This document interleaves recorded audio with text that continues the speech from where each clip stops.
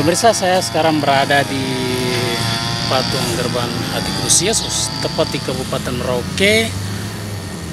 Perlu diketahui masyarakat warga Kabupaten Merauke, kedatangan PJ Gubernur Provinsi Papua Selatan, Bapak Apollos Savanko, akan tiba di Merauke tepat di hari Jumat, tanggal 18 bulan 11 di jam 9 pagi. Beliau akan tiba di kota Kabupaten Merauke dengan menggunakan pesawat Garuda Indonesia. PJ Gubernur akan tiba di Kabupaten Merauke tepat di jam 9 pagi, akan mendarat di Bandara Mopal Merauke. Ya, dari tempat ini juga saya mau sampaikan juga bahwa saya orang pertama yang pernah mengucapkan selamat kepada Bapak PJ Gubernur Bapak Apollos Savanko tepat di tanggal 4 dan jam 4 sore pada saat itu, dan membuat banyak orang itu kaget. Dan tapi itu dinamika, terus kaget.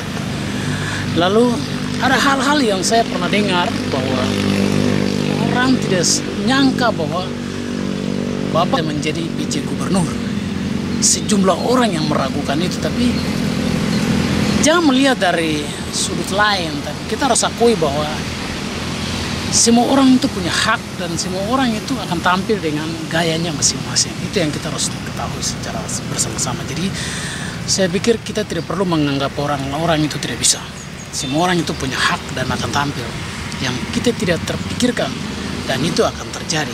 Seperti hari ini saya menyampaikan bahwa Bapak Apollos terpilih sebagai PJ Gubernur Provinsi Papua Selatan, dan itu sejumlah orang, dan saya pernah mendengarkan hal itu, orang menganggap bahwa beliau akan tidak terpilih menjadi PJ, tapi hari ini terbukti bahwa beliau memimpin Papua Selatan. Hormat Bapak Apollos. Namun di sini saya mau sampaikan bahwa yang menjadi saya teringat sekali ketika dua putra terbaik dan satu putri terbaik tentang Papua yang dianggap oleh negara hari ini di tahun 2022. Mereka dilantik di Jakarta. Cuma menjadi ingatan saya bahwa kenapa mereka tidak dilantik di sebuah ruangan atau gedung aula, tapi dilakukan di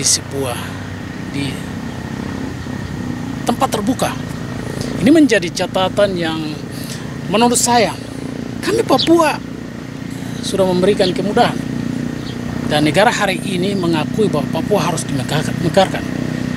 Tetapi hari ini fakta membuktikan mereka tiga terbaik dilantik di ruang terbuka.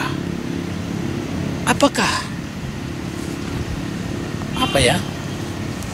hal ini membuat saya berpikir bisa dilakukan di ruang terbuka, bukan di sebuah aula. Itulah kepentingan negara. Tetapi saya mau kasih tahu dari hari ini sebuah hal yang tidak tahu ya kita mau katakan seperti apa, tapi saya sebagai seorang jurnalis melihat hal ini, wow, kami sudah siap, tapi cuma terjadi pelantikan ini yang membuat tidak ada kepuasan menurut saya, menurut pribadi saya, bukan orang lain. Jadi hari ini generasi Papua harus melihat, menganalisa, kembangkan imajinasi kalian untuk berpikir, melihat, dan menganalisa hal-hal yang terjadi untuk di atas tanah Papua. Itu lagi penting sekali.